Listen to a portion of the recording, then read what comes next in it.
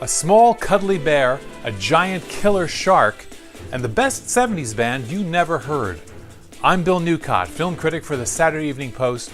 All that and more on this week's podcast, Movies for the Rest of Us. The largest shark that ever existed. It's a megalodon. Name your favorite shark movie trope and you'll find it in the new shark thriller, The Meg. Panic on the beach? Check. Futuristic underwater research facility? Check.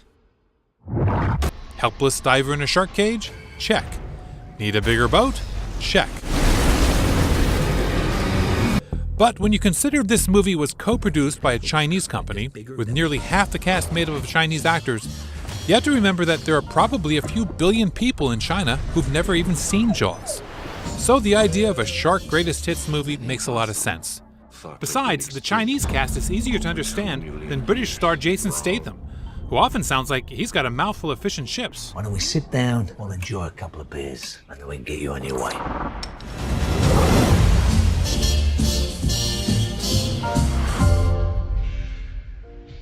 Oh, I do like a party. Come on, Pooh. What should happen if you forget about me? Silly old bear.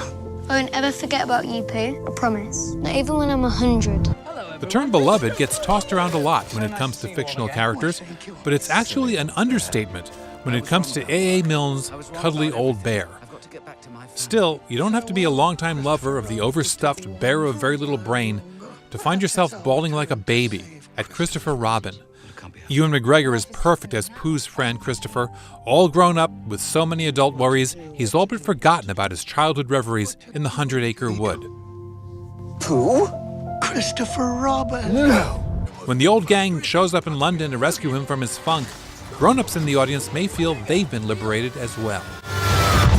Piglet! If anyone wants to clap, now is the time to do it. The film has Pooh and his friends looking a bit tattered around the edges, but that's just from being loved so much. With this new fresh take on the children's classic, they may as well get used to it. People say nothing is impossible, but I do nothing every day. Pooh, that's not the... Oh, never mind. Boulder had the reputation of being this great hippie paradise. The music scene was bubbling. In case you just joined us, we're Magic Music. As a college student in Boulder, Colorado in 1970, young Lee Aronson became enthralled with a local folk rock group called Magic Music. But despite their obvious talent, they never made it big, never even cut a record. It was hard to clean them up. They were raw. We had to find somewhere to live. They say we're going to live in school buses in El Dorado Canyon and want to be part of the band. Aronson went on to become one of TV's most successful writers. He co-created 2.5 Men and writes The Big Bang Theory. But he never forgot that band. And in his fascinating, tuneful new documentary, 40 Years in the Making, the Magic Music Movie, Aronson not only seeks out each band member to find out what happened to them, he also brings them back to Boulder for their first concert in 40 years. Hi, how are you? Good, Lee. How are you doing? Fantastic.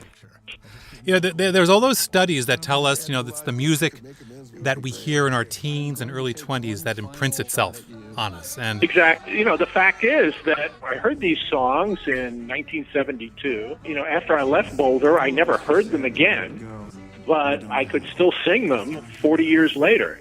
We all had, a magic music in our lives. Some local group of guys that we were sure were going to make it, and we were just counting on that day, and in a way, they were going to take a little piece of us with them. Yes, you're the second person in the last hour who said that to me. Wonderful. I'm so original. It's been said a lot. I mean, to the point where I've also been talking about perhaps making a series of shorter episodes, but because there's so many of these stories out there of these bands that meant so much to people. In 40 years, the original Magic Music.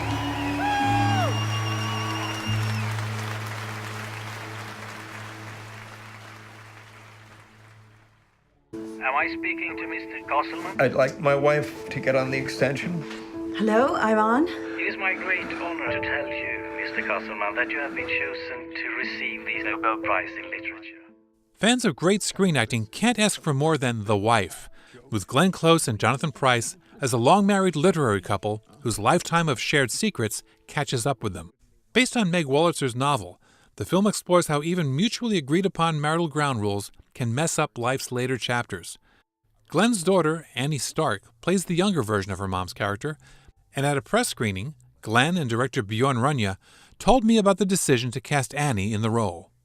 The part I once, because Bjorn, you were having trouble casting that role. I remember you would call me and say the voice is right, but the look is wrong, or the look is right and the voice is wrong. And I whispered to you over the phone one day, my daughter is an actress. And that was it. We screen tested her 3 times, and during that phone call I said, I would love to screen test her, but if I say no, you must trust me. And you said yes. Yeah. Right. Tell me about yourself. Do you have an occupation? I do. And what is that? I am a kingmaker.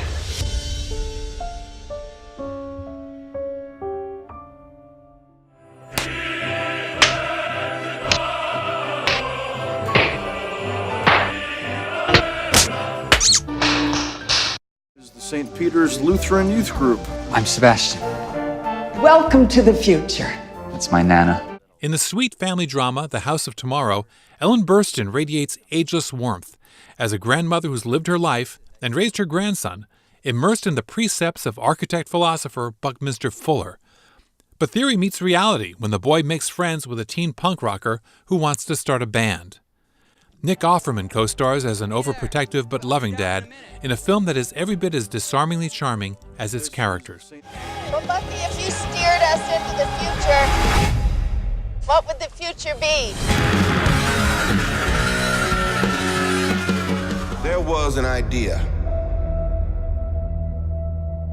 to bring together a group of remarkable people. Avengers: Infinity War is an epic accumulation of every Marvel hero, all of them doing battle with the evil Thanos, played by Josh Brolin, all made up for Halloween. Fans will get what they pay for. For the rest of us, the film plays more like a lot of big-name stars jockeying for screen time. Well, that's our podcast. For more on the movies, go to SaturdayEveningPost.com/movies, and for all my reviews, interviews, and videos, come to my website, moviesfortherestofus.com. For the Saturday Evening Post, I'm Bill Newcott.